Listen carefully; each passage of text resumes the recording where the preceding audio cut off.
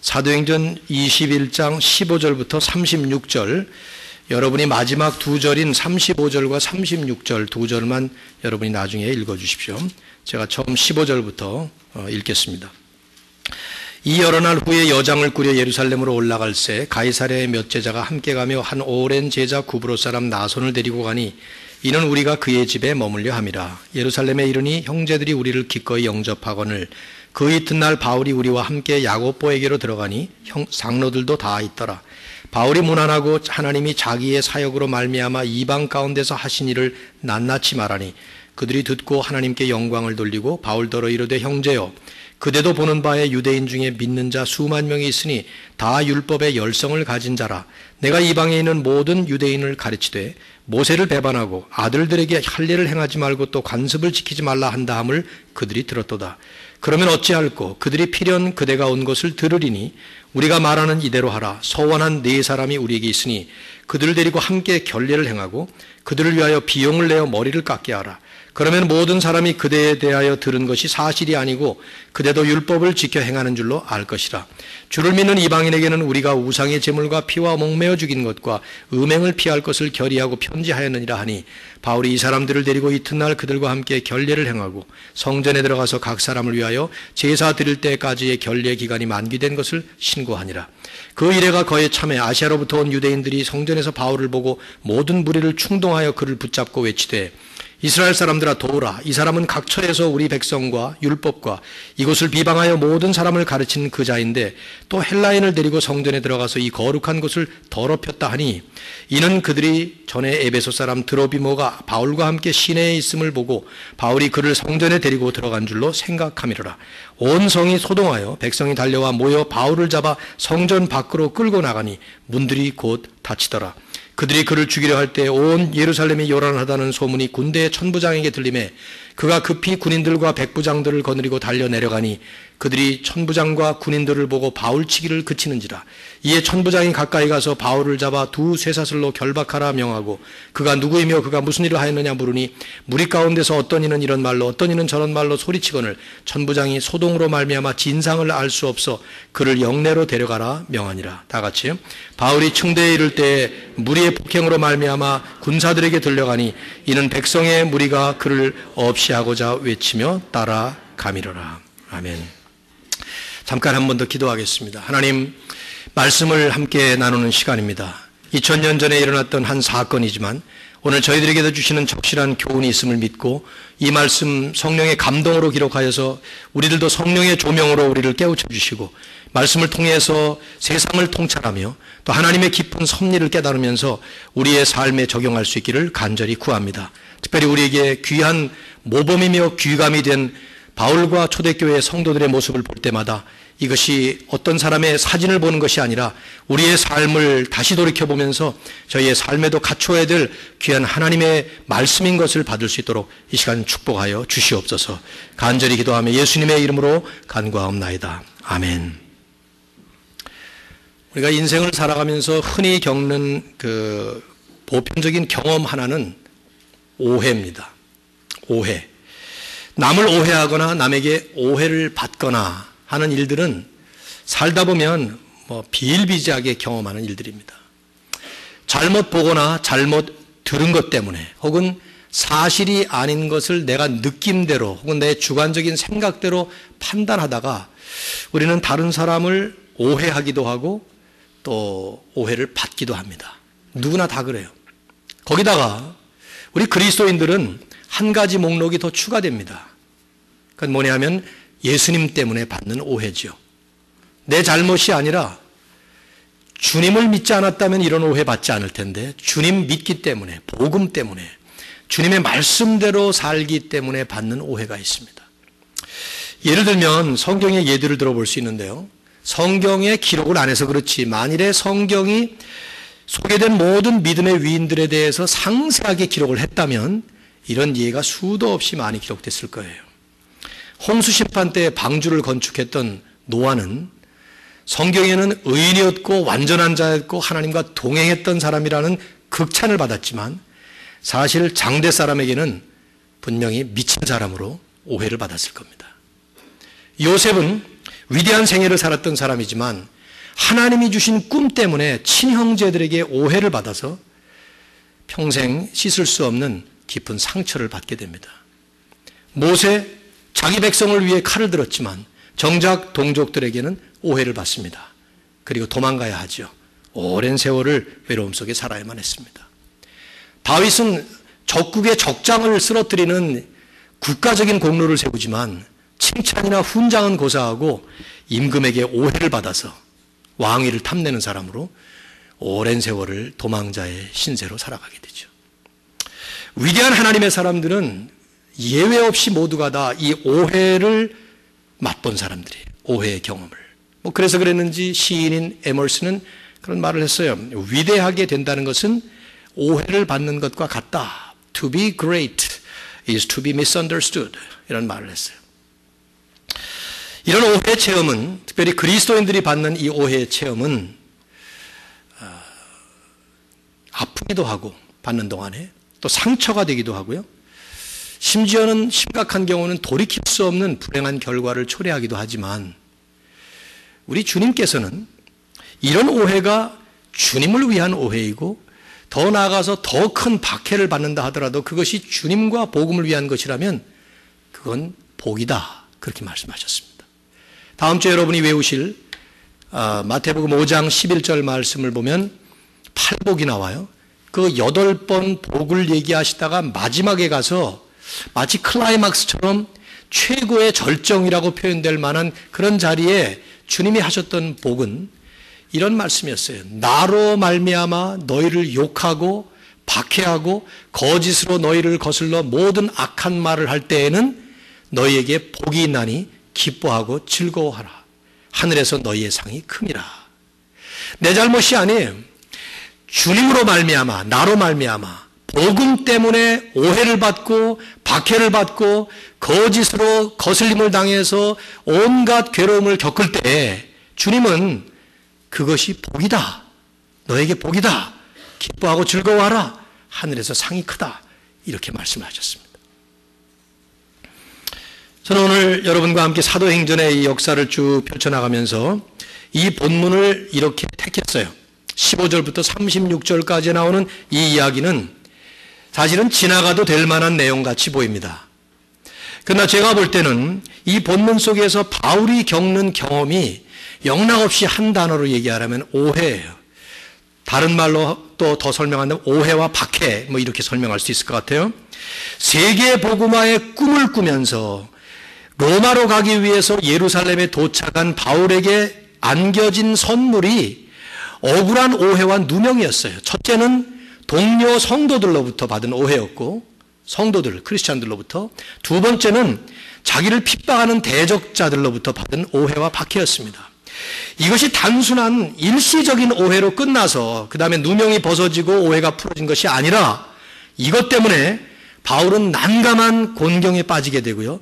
21장부터 시작해서 28장까지 결국 로마로 가는 그 모든 진행 과정이 누가는 여기서부터 출발을 했다고 얘기를 합니다. 이제부터 바울은 감옥으로 들어가는 거예요. 이것 때문에. 우리가 이제 이 말씀을 보면서 우리들에게 적용할 수 있는 말씀으로 이 말씀을 풀이한다면 질문을 하시면 좋을 것 같아요. 우리는 어떨 때 남을 오해하는가? 더 이 본문에 우리를 주인공으로 집어넣는다면 어떨 때 오해를 받는가 하는 것입니다. 오해뿐만 아니라 어떨 때 박해를 받고 괴로움을 겪는가 하는 것이고, 더 중요한 질문은 그런 상황과 관계 속에서 우리는 어떻게 그리스도인으로서 대처해야 되는가? 그리스도인으로서 어떤 자세로 살아가야 하는가 하는 질문을 해보면 이 말씀에 보여지는 사도 바울은 영락없는 귀감이에요. 큰 모델입니다. 본받지 않으면 안 되는, 정말 본받을 만한 그런 모습을 잔잔하게 보여주고 있습니다. 오늘 여러 가지 이 순서가 많아서 제가 좀 짧게 설교를 마무리하려고 그러는데요. 그래서 성경 본문을 그냥 스케치하듯이 쭉 지나가야 될 것 같습니다. 아무래도 시간적으로 볼 때 1, 2부를 해보니까 여러분이 같이 성경을 보시면서 좀 쭉 나오시면 좋을 것 같아요. 첫 번째 오해는 동료 성도들로부터, 크리스찬들로부터 받은 오해였습니다. 15절부터 16절까지, 26절까지 나온 내용이 전부 그 내용이에요. 바울이 이제 가이사랴에 있던 전도자 빌립의 집을 떠나서 예루살렘에 도착을 했죠. 15절. 믿는 성도들이 바울 일행을 맞아주었습니다. 그 맞아주는 모습이 17절에 보면 형제들이 우리를 기꺼이 영접했다. 기꺼이라는 말보다는 따뜻하게 또 열렬하게, 이북 사투리로 한다면 열렬하게 영접했다 그 말이. 영어 성경을 보시면은 gladly 혹은 with joy 혹은 warming, warmly 이런 표현을 썼는데 아무튼 초대교회 성도들이 그 하나님의 일을 열심히 하는 일꾼들에 대해서 언제나 환대해주고 따뜻한 영접을 해주는 그런 모습이 여기도 잘 담겨져 있는 것이죠. 다음날 바울은 예루살렘 교회의 리더격인 야고보를 찾아갔어요. 18절을 보시면 야고보만 이름이 나오는 걸로 봐서 이미 베드로를 비롯한 모든 사도들은 예루살렘 교회를 떠난 때였습니다. 그러니까 상당히 오랜 세월이 지나서 사도들은 전부 이제 사면팔방으로 흩어져 나갔고 예루살렘 교회는 예수님의 동생 중에 한 사람이었던 야고보가 그 수장이 되어서 예루살렘 교회를 다스리고 있었던 것이죠. 이끌고 있었던 거예요. 근데 이제 바울이 야고보를 찾아갔는데 거기에 장로들이 다 있었어요. 한 사람도 빠짐없이 전부 다 모여 있었다는 표현이죠. 전부 다 모였다. 이 18절의 그 모습만 보더라도 사도 바울이 지금 예루살렘을 방문한 것이 이게 대단히 큰 이슈였습니다. 그 이슈가 된 큰 그 일종의 문제였다 이 말이죠. 그런 이유가 있어요. 설명이 쭉 되겠습니다만은 일단 바울이 그들에게 문안을 하고 자기 사역을 쭉 설명을 했어요. 세월 시간에 보면은 시간이 한 수년은 넘었을 거고 10수년은 충분히 넘었을 아주 상당히 오랜 기간이 지난 거죠. 그동안에 3번에 걸쳐서 사도 바울은 소아시아, 그 다음에 유럽, 그 다음에 유럽과 소아시아 이렇게 3차례를 쭉 세계 선교를 쭉 하지 않았습니까? 거기에 대한 보고를 상세하게 한 거예요. 19절에 보면 낱낱이 말했다. 누가는 그 단어 하나를 쓰고 있죠. 그때 그 얘기를 들으면서 이들의 첫 번째 반응은 하나님을 찬양하고 하나님께 영광을 돌린 것이었어요. 20절 보세요. 그들이 듣고 하나님께 영광을 돌렸다. 여러분 뭐 쉽게 생각할 수 있는 거 아니겠어요? 얼마나 감격스러웠겠어요? 사도 바울이 지난 몇십 년 동안에 3차례에 걸쳐서 전 세계 다니면서 유럽과 아시아를 혼자 종횡무진하면서 그 많은 일들을 해놨을 때 많은 교회들이 세워졌는데 특별히 그 가운데는 이방인들까지 구원을 받았다는 사실이 놀라운 일이었을 거예요. 바울은 나중에 에베소 교회에다가 편지를 쓸 때 이것이 복음에 감추어졌던 비밀이다 그 말이에요. 오랫동안 유대인만 구원받을 줄 알았는데 그것이 가만히 보니까 그 안에 미스테리가 들어있어요. 이 감추어진 비밀이 이제 드디어 드러났다. 근데 그 말씀을 설명할 때마다 이방인의 구원을 설명할 때 그런 말을 하거든요. 그런 얘기를 한 거예요. 그리고 그 현장 증인으로 바울을 통해서 직접 증언을 들은 것이죠. 막 찬양하고 하나님께 영광을 돌리지만 그러나 그럴 여유도 없이 곧바로 한 가지 문제를 제기하는 거예요. 리더들이. 자, 20절 다시 보세요. 여러분들이 참 지금 시간이 좀 졸린 시간 같으네요. 한번 같이 읽어볼까요? 20절, 21절. 네. 다 같이. 20절, 21절 두 절을 다 읽으세요. 시작.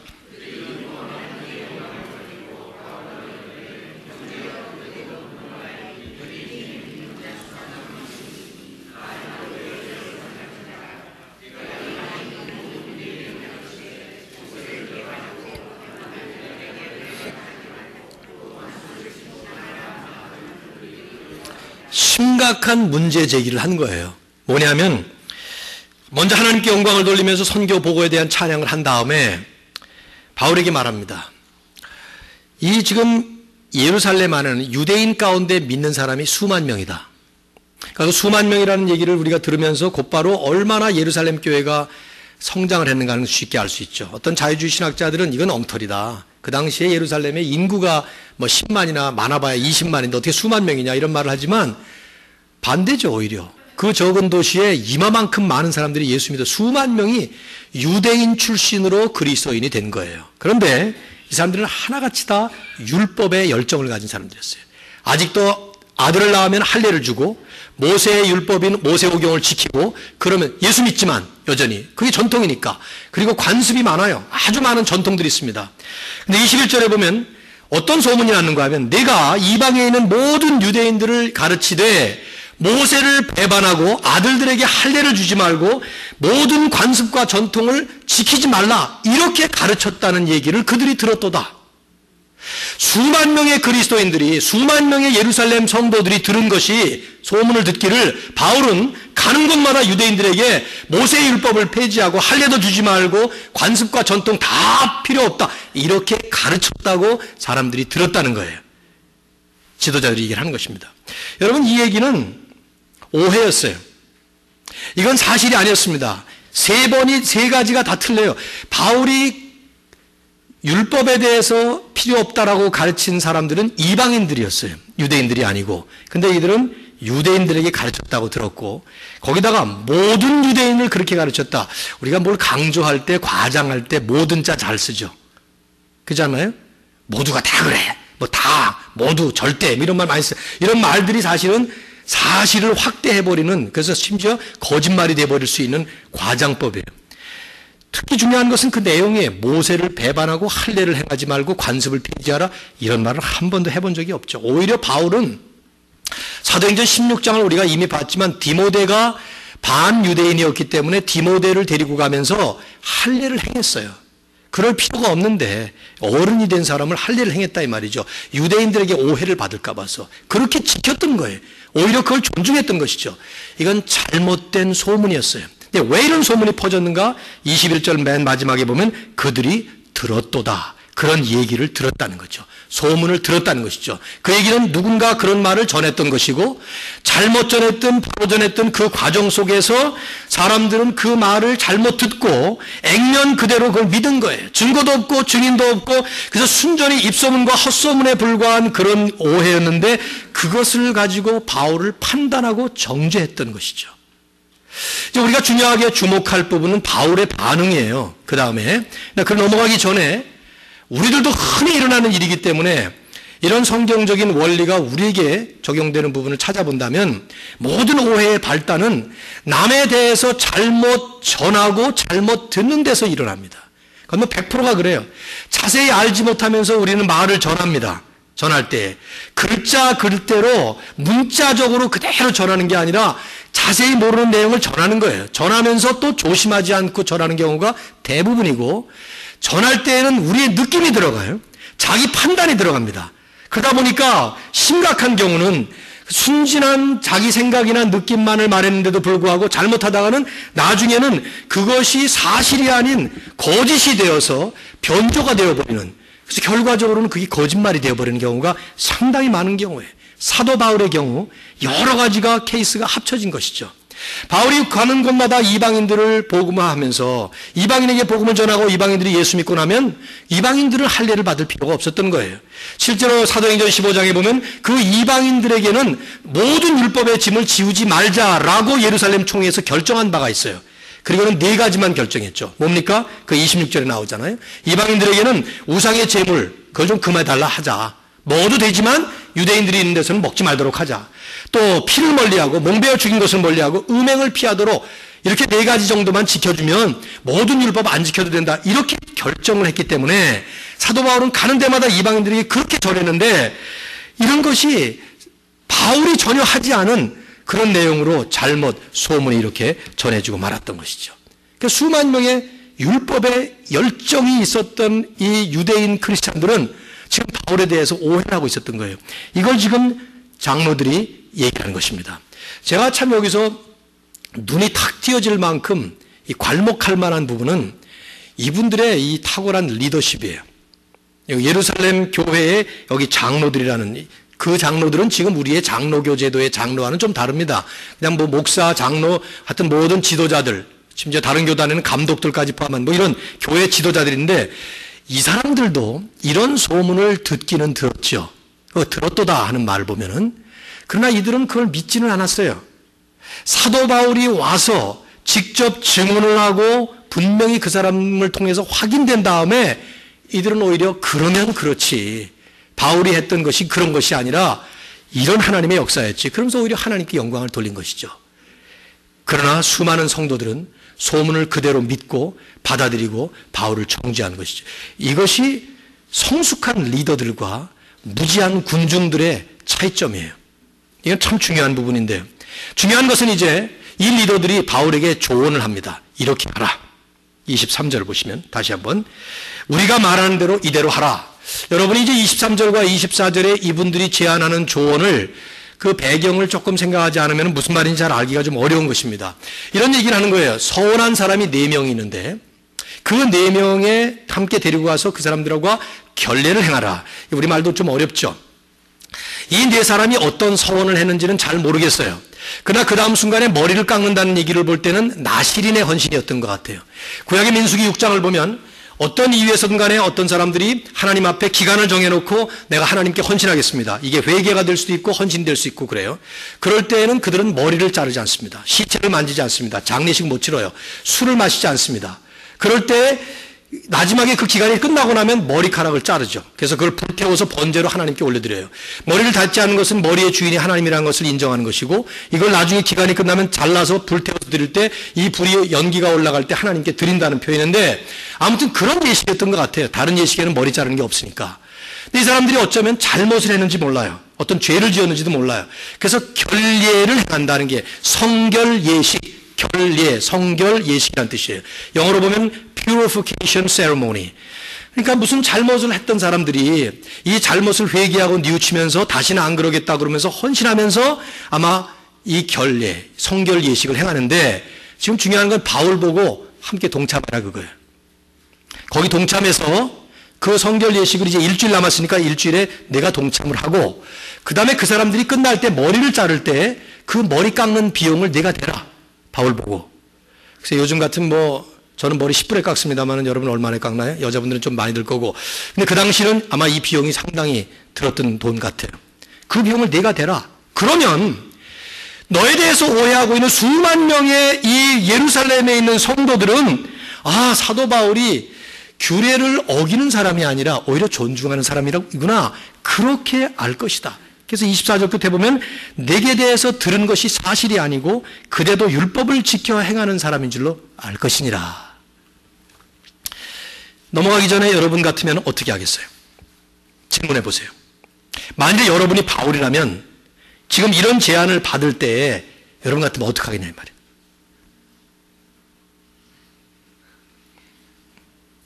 아무 생각 없어요? 어떻게 하겠어요 여러분? 지금 세계 선교를 위해서 사도 바울은 목숨을 걸고 루스트라에선 돌 맞아 죽었다가 살아났죠. 여러 번 수도 없이 당하면서 오직 복음만을 위해서 하다가 이제 주님의 인도하심 따라서 로마로 가기 위해 예루살렘에 와서 예루살렘 성도들과 교회의 축복을 받고 떠나가려고 하는데 안디옥에서 떠났던 것처럼 기껏 왔더니 자기가 하지도 않은 말을 했다 그러고 하지도 않은 일을 행했다 그러고 그러면서 기껏 야고보가 제안하는 것이 여기 회개하면서 성결 예식을 행하는 사람들이 있으니까 같이 거기 껴서 너도 그거 하고. 바울이 무슨 죄를 짓기를 했어요. 뭘 했어요. 그 다음에 머리 깎는 비용까지도 네가 내라. 자기 돈 내서. 글쎄요. 제가 볼 때는 저나 여러분이나 그다지 크게 어렵지 않게 상상할 수 있는데 굉장히 화났을 것 같아요. 부하가 일어났을 것 같아요. 아니 기껏 나에게 대해주는 것이 대접이 이거야 그러면서 막 그랬을 것 같고 야고보 보고도 아마 했을 것 같아. 당신 도대체 예루살렘 교회를 어떻게 도대체 운영하는 거야 도대체. 이게 뭐야? 옛날에 다 율법 어떻게 하자고 정해놓고 나서 날 보고 이걸 차라리 이랬을 것 같은데 바울은 그렇게 하지 않습니다. 그게 핵심이에요. 바울이 뭐라고 말합니까? 아무 말 없어요. 26절에 그 사람들을 데리고 그 다음날 가서 일주일 동안에 성결 예식을 다 행합니다. 머리 깎는 것까지도 비용 다 됐겠죠. 그리고는 끝나니까 만기된 것을 신고까지 합니다. 보고까지 하는 것이죠. 바울의 이 모습은 그냥 지나가는 얘기 같지만 이라는 말씀을 드렸지만 결코 지나갈 수가 없는 것이 오늘 우리들의 현실과는 너무 다른 모습을 보이는 탁월한 모습이에요. 정말 귀한 귀감이라고 얘기할 수밖에 없어요. 바울이 나중에 어떤 얘기를 하는가 하면 고린도 교회에 쓴 편지 가운데 이런 말을 해요. 고린도전서 9장에서 19절.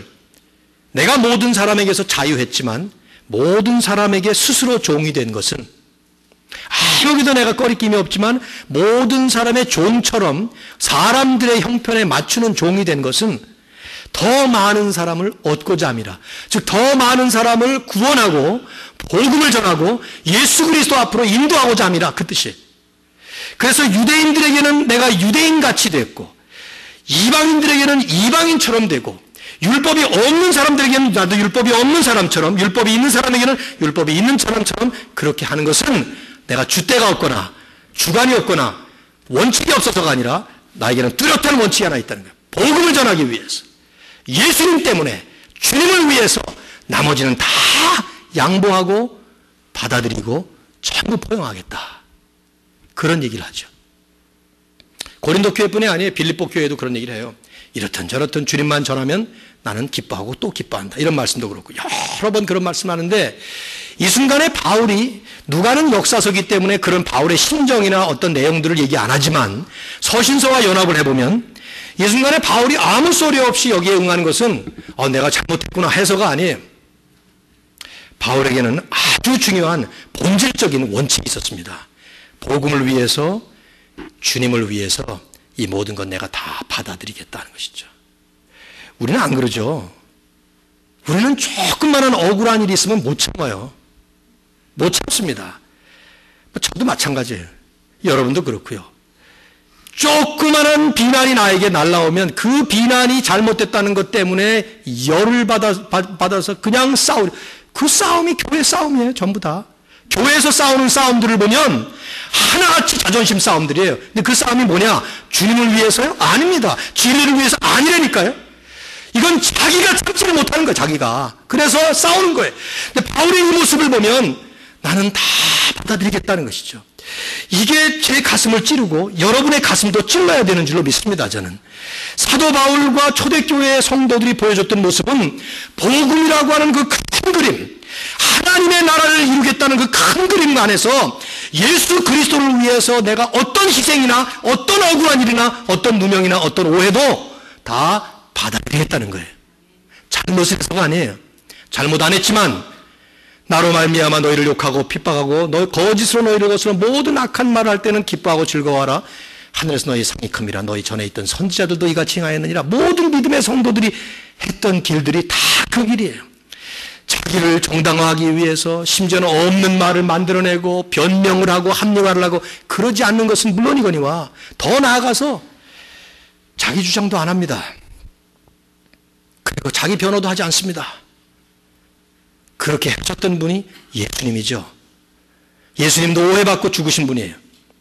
하나님의 아들이라는 말을 이스라엘 사람들이 잘못 오해해서 들어서 그거 가지고 십자가에 못 박은 것이죠. 그러나 주님은 나 억울하다, 오해받았다 그렇게 말씀하는 것이 아니라 이것이 내가 가야 되는 길 받아들이시고 순종하고 가는 것이죠. 오늘 시간이 많이 가서 제가 긴 말씀을 못 드립니다만 바울이 받은 그 억울한 오해는 여기서 끝나지 않아요. 이번에는 믿지 않는 세상으로부터 받는 오해와 박해까지 넘어갑니다. 27절부터 36절까지 끝까지 여러분이 읽으셨는데 거기 보시면은 이번에는 이제 죽습니다. 바울이. 죽는 거예요. 여러분이 이제 27절부터 36절을 보실 때는 졸면 안 돼요. 왜냐하면 지금 한 사람이 죽어가요. 지금 여기서.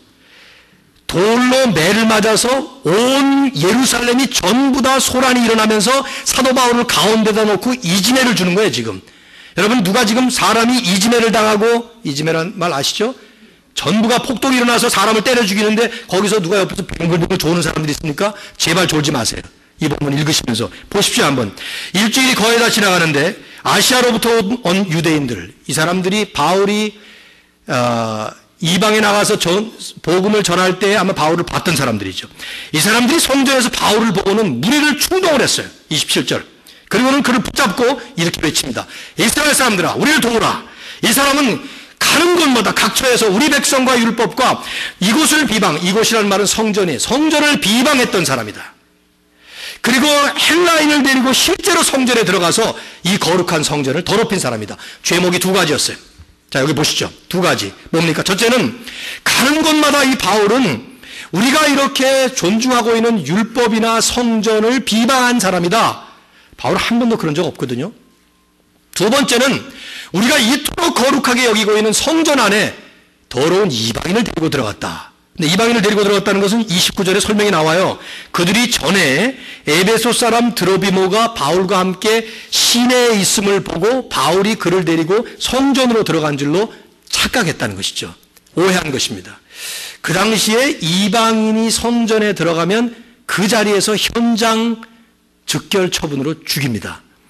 요세푸스가 1세기 때 그 상황을 많이 기록을 해서 그것이 역사적으로 우리가 참조를 하고 있는데, 그 성전 안에는 템플이라고 하는, 그러니까 주 70년에 로마의 장군 디도에게 그것이 멸망했죠. 그 전까지 있었던 성전의 구조는 어떤 구조였냐면, 성전문을 들어가면 이방인의 뜰이 있어요. 거기까지 이방인이 들어가요. 거기가 이제 그 유명한 예수님께서 상을 엎으셨던 그 자리예요.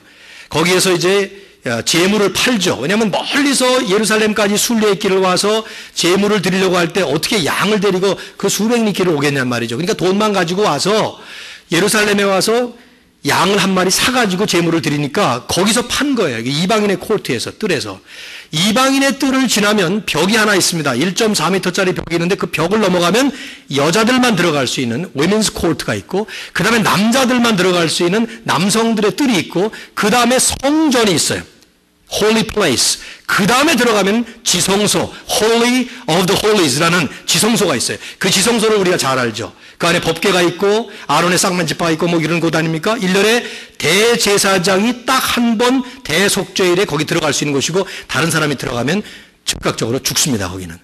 근데 이제 맨 마지막에 있는 그 이방인의 뜰에서까지만 이방인이 들어갈 수 있는데, 바울이 지금 그 이방인 한 사람 데리고 성전으로 들어갔다는 거예요. 들어가면 죽는 거예요. 거기에 방이 붙어 있어요. 이 벽을 넘어서 성전으로 들어가는 이방인들은 모두 다 죽임을 당한다. 실제로 로마의 장군이었다가 나중에 황제가 되는 디도 장군은 그렇게 악랄한 사람인데도 불구하고 로마 사람이라 하더라도 만일에 성전으로 들어가면 유대인들이 죽여도 좋다, 이렇게 허락까지 해줬어요. 그만큼 유대인들이 그 문제에 대해서는 열받는 문제이기 때문에. 근데 거기를 바울이 이방인 데리고 들어갔다고 이 사람들이 이렇게 충동질을 한 것이죠. 그러니 그 말 한마디를 듣고, 예수님도 과거에 성전을 허물라 내가 3일 만에 세우리라, 예수님은 자기 몸을 얘기했지만 그걸 성전으로 이 사람들이 생각을 하고는 불경죄라 그래서 십자가에 못 박는 죄 가운데 하나로 삼았던 것처럼 사도 바울을 잡은 거예요. 자, 오늘 본문에 보시면 30절, 온 성이 소동하여 백성이 달려와 모여. 여러분이 성경을 볼 때마다 다, 온, 모두 이런 말이 나오면 강조법이라고 하시면 좋아요. 온 성, the whole city가, 전부가 다, 시가 발칵 뒤집혀진 것이죠. 백성들이 달려와서 바울을 잡아서 성전 밖으로 끌고 나가니 문들이 곧 닫히더라. 누가는 쾅, 쾅, 쾅, 문들이 탕탕탕 닫히면서 바울이 드디어 이제 사형, 린치를 당하는, 이지매를 당해서 죽게 되는 상황을 조용히 여기다가 기록을 한 것이죠. 31절, 그들이 바울을 죽이려 할 때, 바울을 지금 죽이려고 하는 장면이에요, 지금. 그런데 그 소문이 천부장에게 들렸습니다. 천부장의 이름은 나중에 글라우디오 루시아라는 사람인데, 이 사람 이름은 기억할 필요가 있어요. 좋은 사람이에요. 아주 좋은 로마 장군, 사람 중에 한 사람인데, 이 사람이 그 소식을 듣고 백부장들을 며칠 데리고, 백부장들을 데려왔으니까 몇백 명, 백부장은 100명, 천부장은 1000명이니까 몇백 명의 군사를 이끌고 와서 이제 이 예루살렘의 소동을 진압한 것입니다. 와서 보니까 바울이 잡혀있고 지금 다 죽어가는 거예요. 그래서 바울을 끄집어내고 도대체 무슨 일이냐 사람들에게 물으니까, 왜 사람들에게 물었겠어요? 바울은 대답을 거의 못하는 지경에 이르렀겠죠. 그러니까 이 사람이 이런 말, 저 사람 저런 말, 도대체 알 수가 없는 거예요. 안 되겠다, 이 영문을 좀 알아봐야 되겠다 해서 진상을 밝히기 위해서 영내로 데려가라 그랬습니다. 바울은 이제 다음번 설교에서 말씀을 하겠습니다만 그 다음 장면에 보면은 그냥 가지 않습니다. 그 자리에 서서 말하게 해달라고 허락을 받습니다. 그리고 백성들에게, 그 폭도들에게 복음을 전합니다. 우리가 이제 말씀을 맺으면서 기억해야 될 것은, 바울은 계속 관심이 하나예요. 복음을 전하는 일이에요. 이런 상황 속에서도 자기 변명, 자기 합리화, 자기 변호를 하는 것이 중요한 게 아니라, 그럴 것 같았으면 당장에 천부장에게 끌려가서 빨리 피해서 통합병원으로 실려가야지 되지, 왜 그 자리에 서 있겠어요? 그 다음에 또 폭동이 일어나요. 바울의 관심은 내가 맞는 것, 내가 당하는 오해와 박해가 중요한 게 아니에요. 주님이 증거되고 예수 그리스도를 전하는 복음을 선포할 수 있는 기회를 잡는 것이죠. 이제 말씀을 맺으면서 여러분과 저는 이 한 가지를 좀 하나 잘 정리하시면서 끝나야 합니다. 뭐냐 하면, 바울이 살아난 거예요. 구사일생으로 살아난 것입니다. 지금 장면을 상상해 보면 수십 명일지 재판단에 수백 명이 모여서 바울을 때리고 있습니다. 여러분, 사람 한 명을 때려 죽이는데 얼마 걸릴까요? 모르죠. 나는 아직 그 현장을 보지 못했으니까. 근데 영화를 많이 봤는데, 영화에 보면, 혹시 그 영화에 최근에 나왔던 본 시리즈 영화 보신 분들 계신가요? 본. 2부는 다 봤던데 3부는 아무도 안 보셨네요. 예. 거기 보면 맷 데이먼이라는 특수요원이 사람을 때려 죽이는데 이건 뭐 몇 초 걸리지도 않더라고요. 그죠? 보신 분들, 고개 끄덕거리시는 분들은 보신 것 같은데, 한 사람이 한 사람을, 힘센 사람이 힘없는 사람을 때려 죽여도 이거 뭐 한 몇 분이면 때려 죽이겠죠. 뭐 간단하지 않겠어요? 돌 같은 거 하나다가 뒤통수 한번 치면 그 자리에서 죽죠. 근데 바울이 지금 그런 상황에 놓인 거예요. 그래서 사람들이 전부 다 그 가운데다 놓고 돌로 쳐 죽이는 그런 상황인데, 그 소식이 천부장의 소식이 들릴 때까지, 거의 들어갈 때까지 이 시간이 얼마나 걸렸겠어요? 천부장이 그 얘기를 듣고 나서 금방 뭐 갑자기 수백 명을 모아가지고 출동했겠습니까? 뭐 어쨌든 소동이 일어났다 그러니까 군사들을 모으기는 했겠지만, 그런 시간, 이런 모든 시간, 구사일생, 풍전등화의 일촉즉발의 이 위기 절대절명의 순간에 사도 바울이 구원을 받았다는 것이 이게 기적이에요. 죽지 않고 살아났다는 것이. 우리가 사도행전의 역사를, 스토리를 쭉 읽으면서 놓치지 말아야 될, 보이지 않는 현장에 반드시 보여져야 될, 우린 영안이 있다면 보여져야 될 한 분을 여기서도 발견할 수 있어야 됩니다. 누굽니까? 누굴까요? 나중에 27장에 가면은 사도 바울이 풍랑을 만나서 멜리데 섬으로 파손이 되고 그럴 때 그 풍랑을 만나는 막 배가 유라굴로라는 광풍이 불어서 배가 뒤집히기 일보 직전인데 한 분이 나타나셔서 말씀하시죠. 바울아, do not be afraid. 두려워하지 마라. You must stand before Caesar. 네가 반드시 시저 앞에 서야 하리라. 주님께서 말씀하신 거예요. 그래서 그 풍랑이 이런 가운데서 바울은 걱정하지 마라. 우리 아무도 안 죽는다 하는 말을 혼자 할 수 있었던 것이죠. 그 예수님께서 21장부터 시작해서 26장까지는 가만히 계시다가 27장에 풍랑이 갑자기 나타나셔가지고 슈퍼맨처럼 거기서 갑자기 바울에게 그런 말씀을 하셨던 것이 아니에요. 그 주님은 이미 오래전에 사도 바울에게 계시를 주시면서 성령의 감동으로 너는 로마에 가야 하리라 하는 말씀을 주셨어요. 오죽 바울이 이것이 확신이 있었으면 모든 사람들이 다 말리는데도 불구하고 지난번에 봤습니다마는 나는 반드시 I have to go to Rome. 로마로 가야 된다. 그런 말을 했겠습니까? 확신이 있었어요. 이 순간에 우리는 바울의 심정을 읽지 못합니다. 누가가 쓰지 않았기 때문에. 그러나 우리가 봐야 될, 큰 그림 속에서 봐야 되는 부분은 사도 바울의 뇌리를 스치고 지나가고 있었던, 사도 바울의 눈앞에 전광석화처럼 지나가고 있었던 것이 과연 무엇일까? 바울이 무슨 생각을 했을까? 바울이 나는 이제 죽는구나. 여기 한 대 맞고 이제 드디어 죽는구나. 또 한 대 맞고 아이고 죽겠다. 그러면서 저 사람들에게 오해를 받는 것, 박해를 받는 것이 너무 억울하고 분하고 분통 터지, 이런 마음이 아니라 사도 바울의 마음과 그의 눈을 채우고 있었던 것은 예수님이라 이 말이에요. 함께 동행하시면서 반드시 로마에 가야 하리라, 시저 앞에서 나를 증거해야 하리라 말씀하셨던 그 주님이 사도 바울을 붙잡고 있었다 이 말이죠. 바울은 그랬기 때문에 오해받는 게 아무것도 아니었어요. 억울했지만, 분통이 터지는 일이었지만은 아무렇지도 않게 잘 받아들이고, 심지어는 박해를 받으면서 돌에 매맞아 죽어가면서조차도 사도 바울은 꿋꿋하게, 그리고 그 다음 순간에 천부장이 나타나서서 구원하니까 사도 바울은 아이고 내가 재수가 좋네 이 사람이 나와서, 그게 아니죠. 그 천부장을 보내신 분이 하나님이에요. 바울이 매맞을 동안에 나는 별별 상상을 다 해봤어요. 사람들이 돌멩이 가지고 뒤통수 한 번만 치명타를 주면 그 자리에서 즉사할 텐데, 아마 하나님이 골리앗의 이마를 깨뜨리신 다윗의 돌을 조종하셨던 것처럼 여기서는 반대로 그 사람들이 던지는 돌을 피하게 만들었을지도 모르고요. 우리는 모르죠. 그러나 하나님이, 주님께서 이 순간에 바울과 함께 동행하셨다는 사실과 바울이 바로 주님의 동행을 분명히 붙잡고 있었다는 그 사실, 이게 중요한 거예요. 왜 이런 말씀을 가지고 오늘 말씀을 냈습니까? 우리는 세상살이를 살아가면서, 특별히 그리스도인으로 살아가면서 수없이 많은 일들을 겪습니다. 억울하고 분통 터지는 일이 한두 가지가 아니에요. 예수만 안 믿었으면 두 팔 걷어붙이고 가서 얼마든지 싸우고, 심지어는 여기 있는 모든 사람들이 다 죄인이에요. 저를 포함해서. 우리 손에 칼이 들려있다면, 우리 손에 총이 들려있다면 칼질을 하고 총질을 하고 우리도 마찬가지입니다. 그런데 주님은 우리를 예수 믿는 사람으로 부르셨습니다. 십자가를 지신 주님께서 우리 보고 너희들도 날마다 자기 십자가를 져야 될 것이니라. 우리가 날마다 짊어져야 될 십자가가 과연 무엇일까? 여러분은 무슨 질병이라고 생각하십니까? 여러분이 너무나도 지겨운 어떤 사람, 어떤 분은 자기 남편이 십자가라 그러는 사람이 있고 자기 아내가 십자가라는 사람, 애들이 말 안 된다고 저 왼수들이 내 십자가야. 그런 십자가 아무데나 갖다 붙이지 마세요. 십자가는 그런 거 아닙니다. 주님을 위해서 짊어지는 십자가입니다. 그 십자가는 억울해요. 예수님처럼 분통 터져요. 주님이 힘이 없어서 하늘에 12영이 되는 12,000명이 한 군단일 텐데 그것이 12 곱한 그 많은 숫자 천군 천사들을 불러들일 힘이 없어서 자기 못 박는 사람들을 그냥 놔주신 것 아닙니다.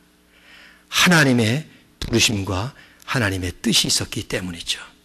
근데 오늘날 우리 그리스도인들은, 저를 포함해서 우리 모두는 스스로 자책하고 회개해야 될 일이, 우리는 너무나도 똑똑한 짓들을 해요.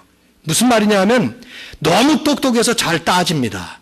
네가 잘못했느니 내가 덜 잘못했느니, 그래서 나는 지금 둘 잘못했고 너는 8을 잘못했으니까 네가 죄인이고 나는 의인이다, 이런 식으로 대단히 똑똑하게 계산을 잘합니다. 성경은 우리에게 뭐라고 말하는가 하면 똑똑하지 말고 차라리 십자가의 도를 따라서 미련하게 살아라. 욕해? 받아라. 침뱉어? 맞아라. 매 때려? 그냥 맞고 살아라.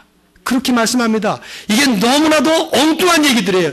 그런데 정말 우리가 그렇지 않을 수가 없는 것은 예수님이 그러셨어요. 예수님께서 아무 말 없이 도살장으로 끌려가는 어린 양처럼 아무 말 없이 묵묵하게 십자가를 짊어지고 가셨고, 해명하시거나 누명을 벗기 위해서 안간힘을 쓰신 게 아니라 오직 하나님의 뜻을 위해서 자신을 내던지고 희생하시면서 십자가에 달리셨던 것입니다. 그러면서 우리 보고 너희들도 나를 따라오려거든 자기 십자가를 지고 따라라. 우리는 이 말씀을 우리에게 주시는 말씀으로 받을 때 예수 그리스도를 위해서 내가 받는 것이 무엇인가? 여러분, 우리가 좀 더 성숙한 그리스도인으로 살아간다면 하나님은 말씀하신 그 축복을 그냥 헛약속으로 주신 게 아니라 진짜 약속으로 이루어 주실 것입니다. 나로 말미암아 너희를 욕하고 박해하고 거짓으로 너희를 거슬러 악한 말을 할 때에는 해명하고 누명 벗고 설명하는 것이 아니라 기뻐하고 즐거워하라. 그것으로 인해서 너희의 상이 큼이라. 저는 여러분이나 저나 주님 앞에 가게 되면요, 천국에 가게 되면 주님께서 칭찬하실 그 칭찬 가운데 빠지지 않는 칭찬은 뭐 교회를 많이 세우고 복음을 전하고 뭐 여러 가지 좋은 일들 가지고 하겠지만, 또 한 가지 빠지지 않을 것은 주님을 위해서 받은 십자가의 희생입니다. 그게 많으면 많을수록 우리는 하나님 앞에 말씀하신 대로 상이 큼이라 그걸 받을 것입니다. 오늘 이 주님의 은혜가 우리 모두에게 충만히 임하시기를 주의 이름으로 축원합니다. 제가 기도하고 시간이 많이 가서 제가 축도하고 마치도록 하겠습니다. 사랑하는 주님, 우리의 앞길을 먼저 가시면서